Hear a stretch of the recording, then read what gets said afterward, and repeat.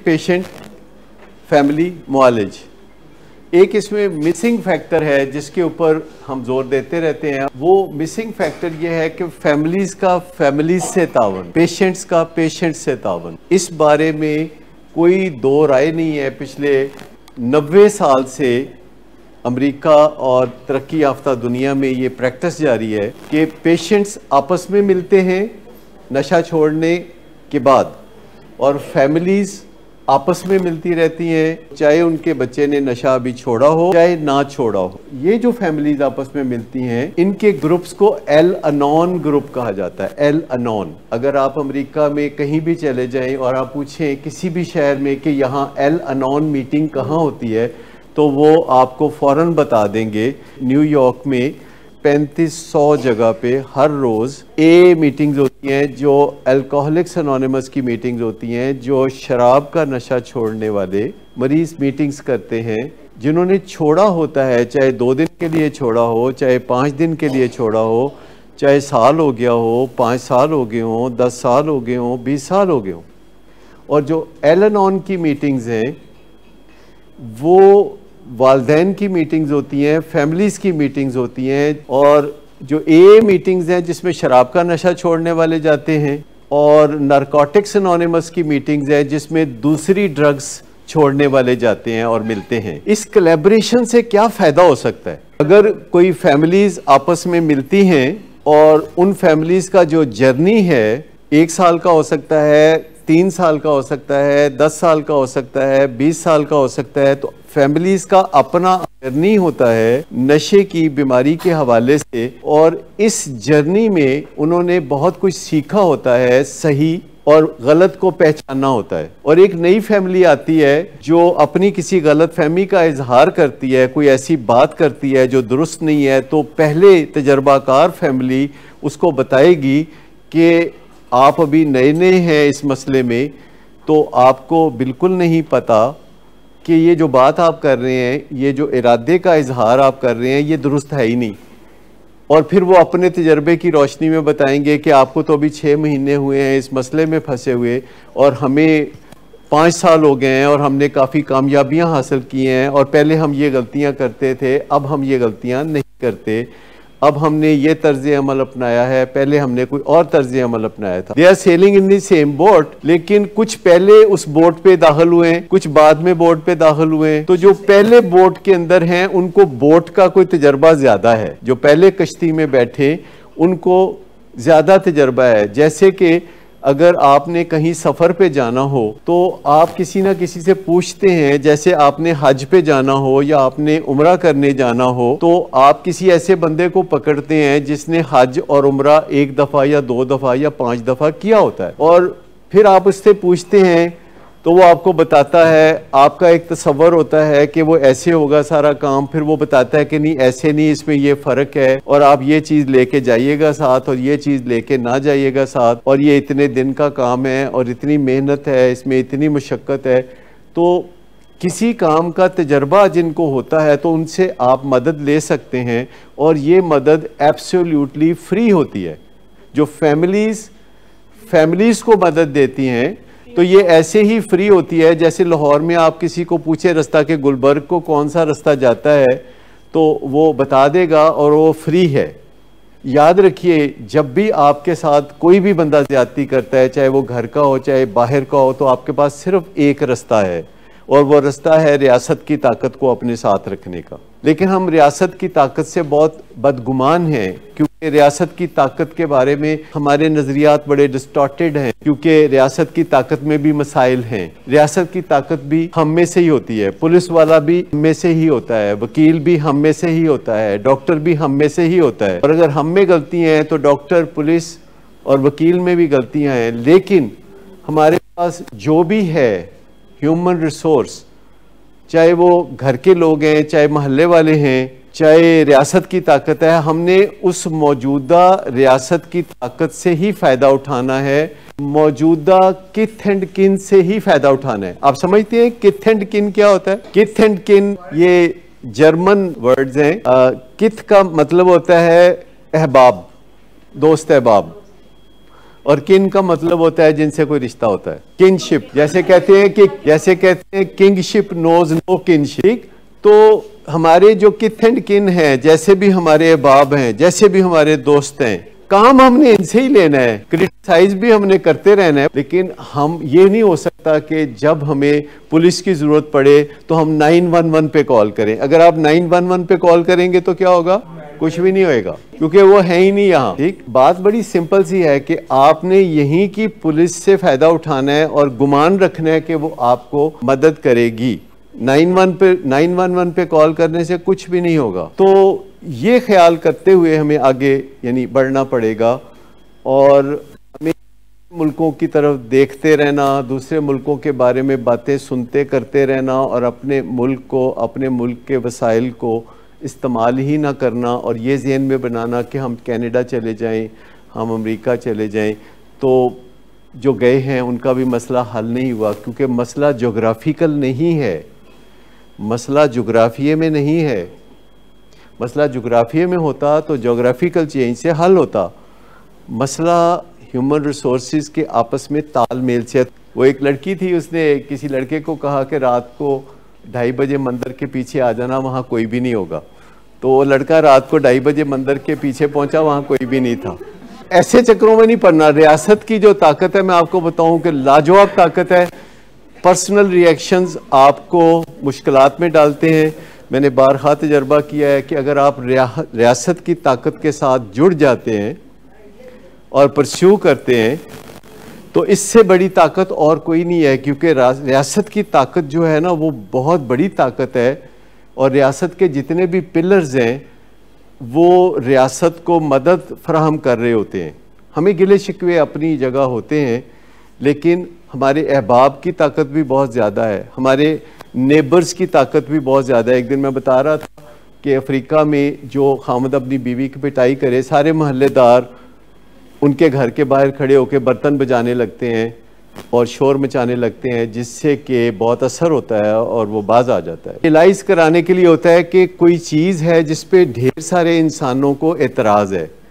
तो ये जो मैं नुक्ता आज जोर दे रहा हूँ, क्या ये नुक्ता आपको समझ में आ रहा है कि वो फैमिलीज़ जो नशे की बीमारी से मुतासरा हैं, अगर आपस में मिलेंगी और आपस में बातचीत करेंगी, जिसका एक फोरम तो ये है जिस पे आपस में भी बातचीत होती है, मुझसे भी बातचीत होती है, लेकिन मंडे वाले दिन यहाँ ऐसी ही एक मीटिंग होती है जिसमें वो वालिदैन शरीक होते हैं जिनका तजर्बा नशे की बीमारी से निपटने का 1 साल से 2 साल तक है और वो कामयाबी की मंजिलें तय कर रहे हैं।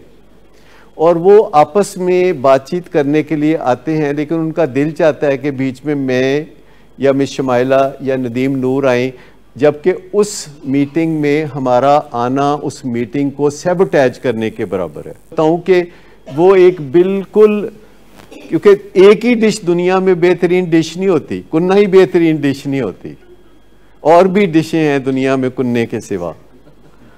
तो मैं आपको बताऊं कि मेरा कहा मान के आप मंडे को 5 बजे पेंटागन मीटिंग्स में, उसका नाम हमने पता क्या रखा है?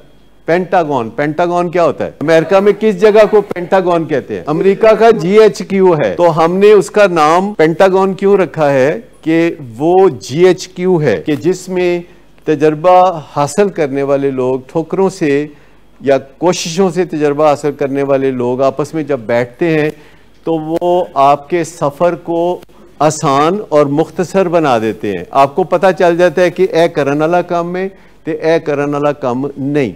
अब बिल्कुल पक्के थानेदार से डॉक्टर जमशेद तलाती का नाम सुना है आपने? आगा खान में प्रोफेसर एमराइटस हैं, सारी ज़िंदगी के लिए वो प्रोफेसर हैं, डॉक्टर जमशेद तलाती, जो कि एक पारसी हैं। तो मैंने अपना हाउस जॉब उनके साथ किया था, जो दुनिया का मुश्किल तरीन डॉक्टर सर्जन था। अच्छा, मैं आपको बताऊं कि हमारी पेंटागन की भी ये खूबी है कि उसमें पेशेंट्स भी होते हैं और फैमिलीज़ भी होती हैं।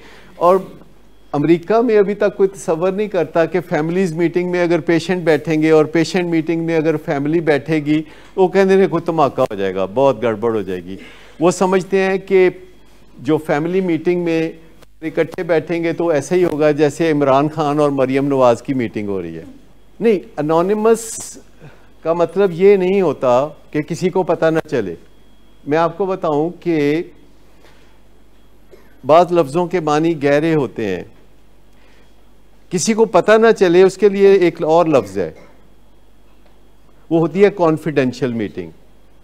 वो कॉन्फिडेंशियल के लफ्ज़ में और अनोनिमिटी में फ़र्क है। अनोनिमस का मतलब ये होता है कि जो बेनामी हो, जिसमें ब्रांड नेम नहीं हो, काम की बात हो रही हो, नाम की बात ना हो, काम की बात हो, तो अनोनिमस का मतलब होता है कि यहाँ नामों के डंके नहीं बजते। इन मीटिंग्स में हर कोई बराबर होता है, बेनामी होता है। वहाँ जब कोई मीटिंग में कोई डीएसपी बैठा होता है, या कोई जज बैठा होता है, या कोई क्लर्क बैठा होता है, या सीईओ बैठा होता है, या कोई और बैठा होता है माशरे का फ़र्द, तो वो उसका स्टेटस इक्वल हो जाता है। मैं आपको एक छोटी सी बात बताना चाहता हूँ, शायद कभी आपने सुनी हो। अमेरिका का एक इलाका है साइबेरिया, एक जगह है अलास्का। अलास्का अमेरिका का एक इलाका है, अलास्का। और अलास्का का एक परिंदा है जिसे गोल्डन प्लवर कहते हैं, और वो अलास्का से उड़ता है और समंदर के ऊपर परवाज करता हुआ, क्योंकि नीचे कोई खुश्की का जजीरा भी नहीं है, तो जहां वो रेस्ट कर सके या आराम कर सके, तो वो परवाज करता करता हवाई के जजीरे तक आता है, जो कि समंदर में आइसोलेटेड, चारों तरफ सैकड़ों मील फिर समंदर, और वो सीधा वहाँ से अलास्का से उड़ के तो वहाँ पहुँचता है। और ये परिंदा जो बड़े छोटे साइज़ का होता है, कबूतर से थोड़ा छोटे साइज़ का होता है, और सुनहरे पर वाला होता है, इसकी थोड़ी टांगें लंबी होती हैं। और ये परिंदा जब वहाँ से परवाज़ करता है, मौसमी असरात को मद्देनज़र रखते हुए वो परवाज़ करता है। और इस परिंदे ने 4000 किलोमीटर का सफ़र करना होता है, और एक ही परवान में करना होता है, एक ही गो में करना होता है। वो रास्ते में रुक नहीं सकता, ठहर नहीं सकता, सो नहीं सकता, आराम नहीं कर सकता, खा पी नहीं सकता, और उसने 4000 किलोमीटर का सफ़र करना होता है। और उसके लिए वो पहले अपने जिस्म में कुछ पेट्रोल जमा करता है, फ़ैट जमा करता है, और वो फ़ैट जब वो जमा करता है तो उसने हर घंटे में 1 ग्राम फ़ैट का इस्तेमाल करना होता है। और ये सारा सफ़र जो उसने करना होता है, ये उसने 88 घंटों में मुकम्मल करना होता है, 88 आवर्स में मुकम्मल करना होता है। लेकिन जितना फ़ैट उसके जिस्म में होता है या पेट्रोल उसके जिस्म में होता है, उससे जो परवाज़ की जा सकती है वो ज़्यादा से ज़्यादा 72 या 73 घंटे परवाज़ की जा सकती है। तो उसने 88 करना होता है। तो ये बात सुनने के बाद आपके ज़हन में ख्याल आया होगा कि ही उसे रास्ते में समंदर में गिर के मर जाना चाहिए, लेकिन ऐसा नहीं होता। वो कम फ्यूल के साथ, कम फैट्स के साथ भी वो पहुंचता है हवाई के जजीरे पे, और वहाँ लैंडिंग करता है, और फिर वहाँ से वो वापस उसने भी जाना होता है अलास्का मौसम बदलने के बाद। तो वो कैसे ये काम करता है, ये तरीक़ेकार उनका ये होता है परिंदों का कि वो अकेले परवाज़ नहीं करते, बल्कि सैकड़ों की तादाद में परिंदे मिल के परवाज़ करते हैं, और वो वी शक्ल में परवाज़ करते हैं, जिससे कि वो एक दूसरे की मदद कर रहे होते हैं। परवाज़ करते हुए हवा का प्रेशर ऐसे बिल्डअप करते हैं कि अगर कोई थका हुआ हो तो वो भी साथ चलता रहे, अगर कोई परेशान हाल हो, भूखा हो, तो वो भी साथ चलता रहे।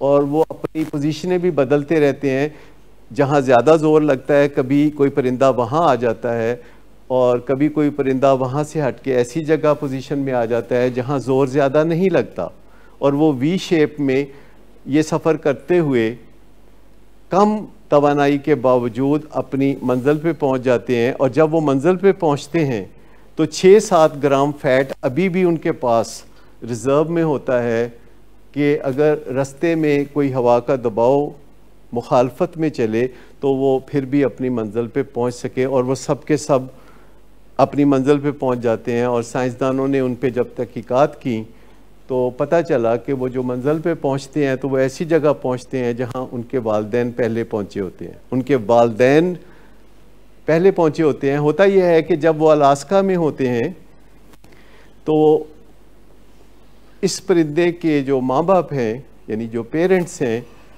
अंडे होते हैं तो वो मिलके सीते हैं। दिन के टाइम पर नर या मादा उसको आँच पहुँचाता है और रात के टाइम पे भी वो बारी देते हैं और छोटे छोटे अंडे होते हैं जिसमें काले काले धब्बे होते हैं और वो अंडे जब खुलते हैं तो उनमें से फिर बच्चे निकलते हैं और जब बच्चे थोड़ा सा होश संभालते हैं तो उनके वालिदैन परवाज़ कर जाते हैं और उसके बाद वो बच्चे अपने अंदर तवानाई जमा करते हैं, अपनी ज़िंदगी को बेहतर बनाते हैं और फिर जब उनकी बारी आती है तो वो अपने वालिदैन के पीछे परवाज़ करते हुए वहाँ पहुँच जाते हैं। तो ये जो मैं आपको बताऊं कि कभी कभी आप सबको लगता है, जिन्होंने नशा छोड़ा है, जिन्होंने वज़न कम करने की कोई जिद्दोजहद की है, जिन्होंने सिगरेट छोड़ा है या जिन्होंने कोई आदत बदली है, तो कभी कभी इनको लगता है कि जितनी ताकत चाहिए थी, जितनी विल चाहिए थी वो मौजूद नहीं। और जब शॉर्टफॉल होता है विल का, जब शॉर्टफॉल होता है ताकत का, तो हमें दूसरे इंसानों से, किथ एंड किन से मदद चाहिए होती है, अहबाब से और रिश्तेदारों से मदद चाहिए होती है। और अगर हम उनकी तरफ देखें और उनसे मदद की दरख्वास्त करें तो इम्कान है कि हम एक दूसरे की मदद से अपनी मंजिलों पर पहुंच सकते हैं। जैसे कि ये परिंदे वी बना के तो पहुंचते हैं अपनी मंजिल पर, तो जो अल्कोहलिक्स एनोनिमस के लोग हैं, जो नारकोटिक्स एनोनिमस के लोग हैं, वो भी कहते हैं कि अकेले हम नहीं कर सकते but together we can.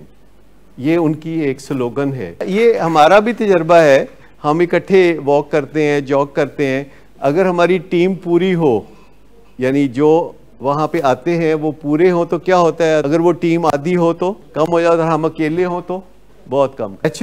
Naturally आप एक दूसरे इंसान एक दूसरे से इंस्पिरेशन लेते हैं और इंसान एक दूसरे से गुमराही भी लेते हैं। अब हमने फैसला करना है कि हमने एक दूसरे से क्या लेना है। तो नुक्ता आपको समझ में लगा कि मैं एक ऐसी जगह से आपको मदद लेने के लिए कह रहा हूं जो फ्री है और जो तजर्बा से गुजरी हुई, भट्टी से गुजरी हुई, कुंदन बनी हुई मदद है। और वो उन फैमिलीज़ की मदद है जिन्होंने 6 महीने, साल, 5 साल, 10 साल इस बीमारी में बिताए हैं और कामयाबियों और नाकामियों दोनों का मज़ा चखा है। तो आप अगर उनकी मदद, जो पुरखलूस मदद है, अगर हासिल करते हैं तो ये वो मिसिंग फैक्टर हो सकता है, ये वो चीज़ हो सकती है कि जो इस परिंदे में मौजूद नहीं थी, कि अगर उसका कुछ ज़ादेरा कम था, अगर उसका कुछ पेट्रोल कम था, अगर उसका कुछ फैट कम था, तो वो उसको दूसरे परिंदों ने दिया। तो अगर हम कोशिशें करते हैं और आप कोशिशें करते हैं और पेशेंट्स कोशिशें करते हैं और फिर कोई कमी रह जाती है, तो फिर एक चौथा फैक्टर जो आज आपको बताया है कि फैमिलीज़ से रिजू करें, पेशेंट्स से रिजू करें और सिद्ध के दिल से पूछ लें कि इस मामले में स्टक हूँ, मुझे प्लेट्यू स्टेज आ गई है, मैं रुक गया हूँ, मैं आगे नहीं बढ़ रहा, तो आपके पास मेरे लिए कोई मशवरा है? मेरे ज़हन में तो ये बात आ रही है, क्या ये बात दुरुस्त है? कि महरम राज होना, तो उसमें कोई शक ही नहीं है कि जिस बंदे ने 6 महीने, साल, 2 साल अपनी हड्डियों में बिताई है ये बीमारी, अपनी करवटों में बांटी है ये बीमारी रातों को तन्हाई में, और जब भी आँख खुली तो इस बीमारी के पहलू से ही कुछ सोचा, तो उसके पास काम की बात ज़रूर होगी कोई, उसके पास ज़रूर होगी कोई काम की बात। और वो काम की बात जब आप करने सुनने लगेंगे और चंद दिन के बाद कभी आपको घर बैठे कोई मसला दरपेश होगा, तो आपके पास एक दूसरे का कॉन्टैक्ट नंबर भी होना चाहिए। आप पूछ सकते हैं कि ये अचानक एक सिचुएशन पैदा हो गई है, तो मैं क्या करूं? और आप ये तक कह सकते हैं एक वक्त आने पे कि अगर आप मुनासिब समझे तो हमारे यहाँ आ जाइए, इस सिचुएशन को डील करने में हमारी मदद कर दीजिए। चले, आपने मान लिया इस पे हम आपको लेकिन आपके वालिद ने कोशिश की, बहनों भाइयों की मदद हासिल की, तो ये सिचुएशन सबको फेस करनी पड़ती है किसी न किसी दिन। लेकिन हमारे कुछ फैमिली मेम्बर्स ऐसा सोचते हैं कि अगर मैं इसे फॉलो अप पे नहीं भेजूं और घर में बंद रखूं, वो जो हम बात करते हैं कि 100 दिन इनसाइड और 100 दिन आउटसाइड, और उसके बाद फिर वीकली आना और 6 महीने चला, तो ये जो बात है 100 दिन इनसाइड और 100 दिन आउटसाइड, तो 100 दिन आउटसाइड को कैसे ज़्यादा थेराप्यूटिक बनाया जा सकता है? थेराप्यूटिक आप समझते हैं? थेराप्यूटिक का मतलब है कि इलाज मुआवजे के पहलू से बाहर के 100 दिन को कैसे अच्छा बनाया जा सकता है। इलाज मुआवजे के पहलू से एक तो ये सेशन है कि जिसमें आप कोई ना कोई बात नहीं सुनते हैं, जिसमें ज़्यादा एम्फेसाइज किसी चीज़ पे दिया जाता है। जैसे मैं आज एम्फेसाइज इस चीज़ पे कर रहा हूँ कि पेंटागन मीटिंग्स में पेरेंट्स आएँ और पेशेंट्स भी आएँ, लेकिन कल किसी और चीज़ पे एम्फेसाइज कर रहे होंगे, परसों हो सकता है दोबारा इसी बात पे हम आ जाएं कि पेशेंट्स कैसे दूसरे पेशेंट से मिलें। लाहौर में कहाँ कहाँ मीटिंग्स होती हैं जहाँ वो लोग बैठते हैं आके जिन्होंने नशा छोड़ा हुआ है और 2 साल से, 5 साल से, 10 साल से छोड़ा हुआ है, और अगर आप कहें तो हम उनको ये भी कह सकते हैं कि आपका ख़ास ख्याल रखें, क्योंकि वो हमारे साथ एक रिलेशनशिप में भी होते हैं। तो ये जो बाहर के 100 दिन हैं, इन बाहर के 100 दिन को अंदर के 100 दिन की तरह थेराप्यूटिक बनाना, ये बहुत अहम बात है। कोई गल नहीं, जाग रहे हो तो एडी केड़ी गल है। मेरे ख्याल में इस वक्त दुनिया में एक बड़ी तादाद ऐसी है एडिक्ट्स की जो डॉक्टर्स के हाथों एडिक्ट हुए, और डॉक्टर्स के हाथों दवाइयाँ लिखवाना और डॉक्टर्स के गले से दवाइयाँ निकलवाना दुनिया में बहुत आसान। डॉक्टर मासूम लोग होते हैं और उनसे जाके कोई ज़रा बात करे इधर की उधर की तो वो दवाइयाँ लिख देते हैं। ना करना चूँकि जनरली बड़ा मुश्किल होता है, तो वो डॉक्टरों के लिए भी मुश्किल होता है। एक दफ़ा नशा इंसान शुरू कर लेता है तो आगे नशा टेक ओवर कर लेता है, और फिर ड्राइविंग सीट पे नशा बैठ जाता है और वो आपको कहता है कि अब यूँ कर लो, अब यूँ कर लो, और आप कहते हैं कि चलो आज मैं ऐसा कर लेता हूँ, आइंदा फिर मैंने कौन सा हमेशा करते रहना है। अपने आप को झूठी तसल्लियाँ देता है।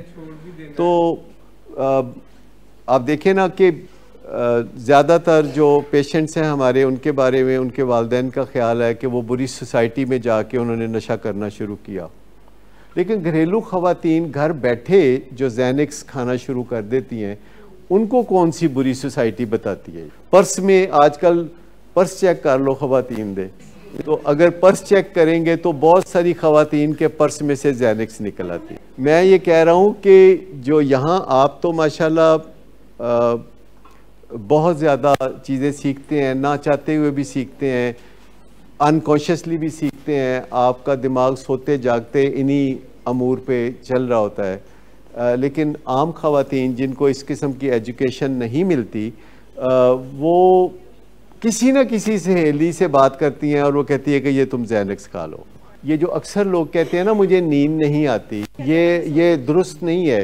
असल बात यह है कि लोग सोना ही नहीं चाहते। जो विल टू स्लीप है वो बड़ी कम हो गई है आज की ज़िंदगी में, क्योंकि अब ज़िंदगी बड़ी मज़ेदार हो गई है। रात को बल्ब जल रहे होते हैं और जगमग जगमग हो रहा होता है, रात को पिज़्ज़ा डिलीवरी, फेसबुक पे नई नई स्टोरियाँ आ रही होती हैं और यूट्यूब पे भी नई नई चीज़ें आ रही होती हैं। तो कौन काफर है जो सोना चाहेगा ऐसे मौके? लेकिन मैं आपको बताऊं कि ये जो विल टू स्लीप है ना, ये एक अलग चीज है जिस पे काम करने की जरूरत है। और जब आप सोते नहीं है तो जो केमिकल कुदरत ने नींद से मुतल्लिका बनाया हुआ है जिसका नाम है मेलेटोनिन, तो वो सूरज की रोशनी में बनता है और अंधेरे में काम करता है। ये उसका एक है कि सूरज की रोशनी में और अंधेरे में फिर वो काम करता है। लेकिन अगर कोई 4 बजे शाम सो के उठता है तो सूरज की रोशनी तो उसे मैसर नहीं, नहा धो के फारिग होता है, घर से बाहर कदम रखता है तो सूरज की रोशनी जा चुकी होती है, तो मेलेटोनिन बनता नहीं। और मेलेटोनिन है जो विल टू स्लीप पैदा करता है। मेलेटोनिन का ताल्लुक विल टू स्लीप से है, और जब मेलेटोनिन होगी ही नहीं तो फिर सोने को दिल नहीं चाहेगा, क्योंकि मेलेटोनिन वो निढालपन पैदा करती है जो नींद के लिए ज़रूरी होता है। और जो माएँ बच्चों को पाल चुकी हैं उनको पता होगा कि जब बच्चे को नींद आई होती है तो वो ठुन ठुन कर रहा होता है और गिर रहा होता है, तो माँ को समझ आ जाती है कि एक्चुअली ये जो निढाल हो रहा है तो इसको नींद आई हुई है। और माएँ फिर उनको जल्दी जल्दी सुलाने के लिए उनके साथ मदद करती हैं, कोई थपथपा देती हैं या कुछ करती हैं। लेकिन यही बच्चा जब टीनेजर हो जाता है और उसके हाथ में स्मार्टफोन आ जाता है और वो रातों को घरों में इतनी रोशनियां होती हैं, एंटरटेनमेंट, लोगों ने घरों में होम थिएटर बनाए हुए हैं, घरों में इतना बंदोबस्त है कि इंसान जो सोएगा वो बेवकूफ़ लगता है, जो रात को ये हंगामा आराई नहीं करता। लेकिन फिर पहले रात 12, फिर 1 बजे, फिर 2 बजे, फिर 4 बजे, फिर 5 बजे। आजकल का जो फैशन है वो सवेरे 8 बजे तक जागने का। अगर आप मेलेटोनिन ले लेते हैं रात 9 बजे तो आपका 10 बजे टॉक शो देखने को दिल नहीं चाहेगा, आपका 11 बजे मैसेजिंग करने पे दिल नहीं चाहेगा। तो आप याद रखें कि कुछ दिन जब आप मेलेटोनिन लेते हैं तो मेलेटोनिन सबसे पहला काम ये करेगी कि आपको सुबह 8 बजे के बाद सोने नहीं देगी। मैं आपको बताऊं कि जब हम अपने भाइयों से, अपनी बहनों से शेम की वजह से अपनी सिचुएशंस को डिस्कस नहीं करते तो हमें सिर्फ लगता है कि हमारा रिश्ता हमारे भाइयों से, बहनों से अच्छा है, वो अच्छा होता कोई नहीं। अच्छा रिश्ता सिर्फ हम उसको मानते हैं कि अगर 2-3 भाई हैं और एक भाई का अपने बेटे से कोई मसला है, मामूली मसला है, तो उनके निपट नहीं रहा, तो बेहतर यह है कि वो अपने भाइयों को बीच में शामिल कर लें और जब भाई शामिल होंगे तो वो आपका भी ख्याल रखेंगे और वो अपने भतीजों का भी ख्याल रखेंगे और उस मीटिंग के एंड पे जो आपका रिश्ता है अपने भाइयों से और ज़्यादा अच्छा हो चुका होगा और खालिस हो चुका होगा और आपको उनसे डर नहीं लगेगा कि ये हमारे ख़िलाफ़ कोई काम करेंगे। कि मैं आपको बताऊं कि जब हम अपने घर में अपनी तन्हाई में अपने बच्चे के साथ बात करते हैं या खामद या बीवी के साथ बात करते हैं तो हम के बात बाहर ना जाए और कमरे के अंदर ही रहे और उससे बड़ी ख़राबी पैदा होती है, क्योंकि जब दूसरी पार्टी को पता होता है जिससे आप बात कर रहे हैं कि बात इधर ही रहेगी तो वो बुरी बात भी कर सकता है। उसको पता है कि मुझे दुनिया को जवाब नहीं देना पड़ेगा और रिश्ते की एक मजबूती का गुरूर भी होता है, इस बात का गुरूर भी होता है कि मैं बाप हूँ या मैं बेटा हूँ या मैं बीवी हूँ या मैं खामद हूँ। ये गुरूर जो है इसको हम कहते हैं रिश्ते का कुश्ता। रिश्ते का कुश्ता कि बीवी सोचती है कि मैं लाडली बीवी हूँ तो मैं जो चाहे कह सकती हूँ और खामद जो है इस वजह से बात बाहर नहीं करेगा कि लोग इसको ताना ना कहीं दें कि तुम्हारी बीवी तुम्हारे साथ ज़्यादती करती है, तुम कैसे खामद हो। तो ये होता है रिश्ते का कुश्ता।